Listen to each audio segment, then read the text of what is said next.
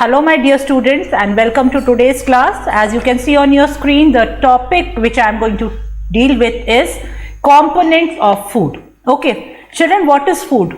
Food is khana, okay, and all the living organisms, be it me, be it you, be it animals, even the plants, everyone needs food to carry out the day-to-day activity. Food gives us energy through which we can do what all activity we are supposed to do. Okay, so let's start the chapter now. All living beings need food to survive. It provides them energy to sustain. Without food, we cannot live, because if we are not going to eat food, we won't be getting energy to carry out all our activities.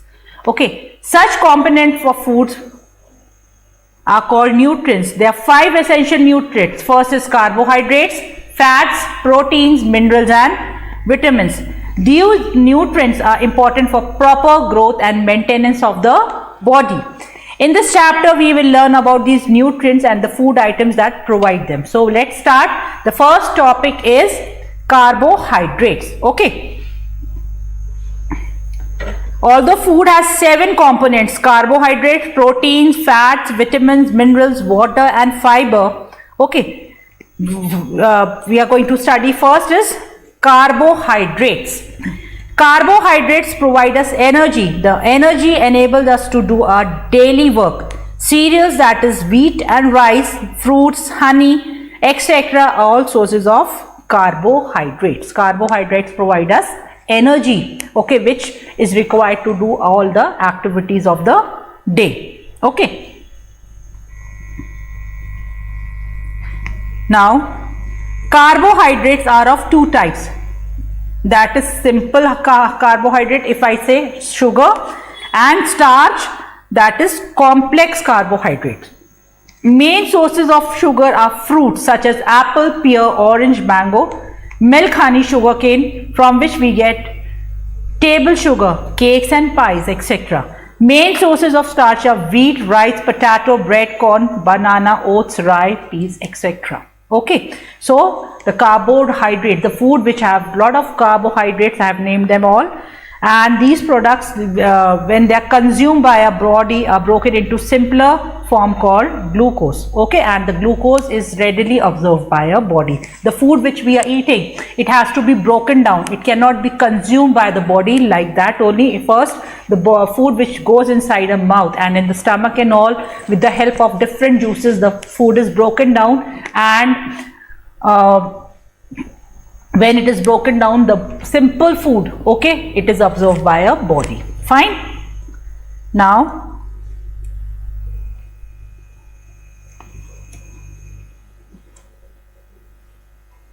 children, okay, we'll talk about proteins now. Muscles and organs are made up of cells. Our body is made up of all cells. Proteins repair the worn out tissues, damaged tissues as during an injury of a body, with new ones. They provide raw materials for formation of new cells. Proteins are therefore essential for proper growth and maintenance of our body. Both animals and plants provide protein-rich food. Where do we get the protein-rich food? We get the protein-rich food either from the plant or by the products of the animals. Like we take fish. Okay, if I talk about fish, from the plants we get cereals, pulses and all. These are the different sources of proteins. Proteins they are providing in the repair of the cells. Okay, now proper rich food from plants. Pulses, soya bean and other beans, that is nut, grams and peas, are good sources of proteins. Some pulses have more protein than others. For example, black gram, that is urad, and green gram, that is moong. Their black gram, that is chana, and lentil, that is masoor. Protein rich food from animals. If I talk about proteins rich food from plants, I talk about different types of dals. Okay, and if I talk about protein from animals, that is we get protein from meat, eggs, fish, milk and milk products. Okay, now moving to the next one.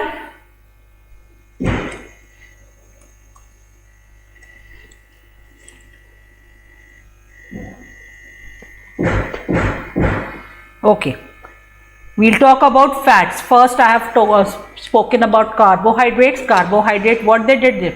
They provided us energy. Protein, what they did? They help in the repair of our torn out tissues. Now we'll talk about fats. Okay.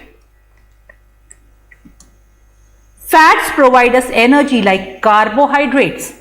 Fat-rich foods are meat, butter, ghee, vegetable oil, mustard oil, cheese nuts, coconut oil, etc. Where do we get the fats from? From the different types of oils, okay, like butter, ghee, vegetable oil. The amount of energy provided by fat is much more than that provided by equal amount of carbohydrates. The energy which we get from fat is more as compared to the energy which is provided by carbohydrates. Some fats are in liquid form at room temperature and are called unsaturated fats. For example, olive oil, peanut oil, corn oil, etc. While others which are in solid form at room temperature are called saturated fats. For example, butter, fat present in meat, cheese and eggs. Okay.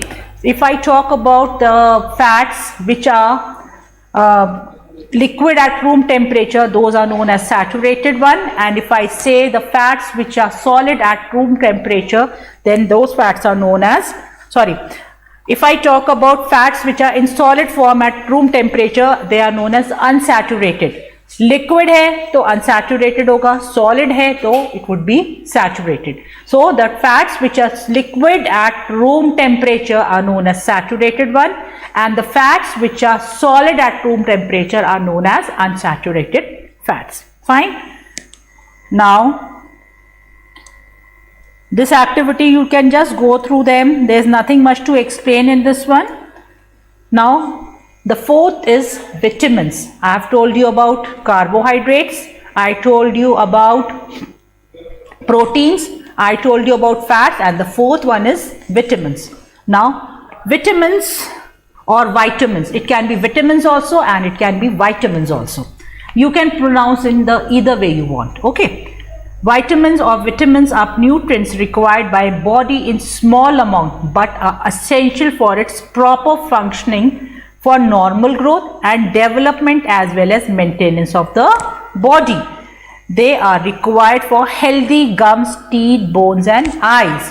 There are 13 vitamins: A, B, B1, B2, B3, B4, B5, B6, B7, B9 and B12. C, D, E and K. So how many vitamins are there total? There are 13 in number. That is A, B, B1 से लेकर B9 तक, and B12, then vitamin C, vitamin D and vitamin E and K. Vitamins are of two types: fat soluble and water soluble vitamins. Again, as proteins, fats I told you about saturated and unsaturated. Same way, vitamins also there are of two types again. One is fat soluble and the other one is water soluble. These vitamins are stored in the fat cells of a body.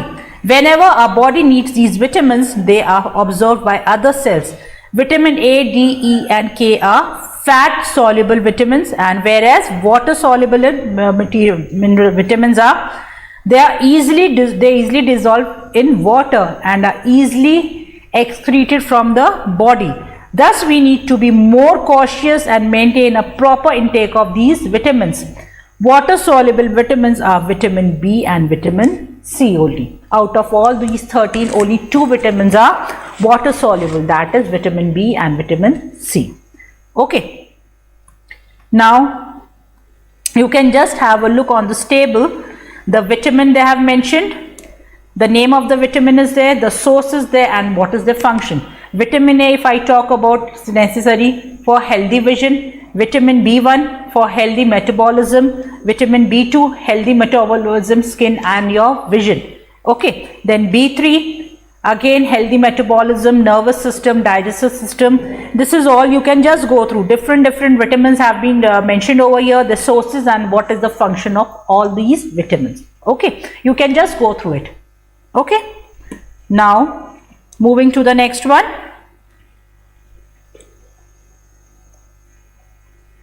We'll talk about minerals now. Okay.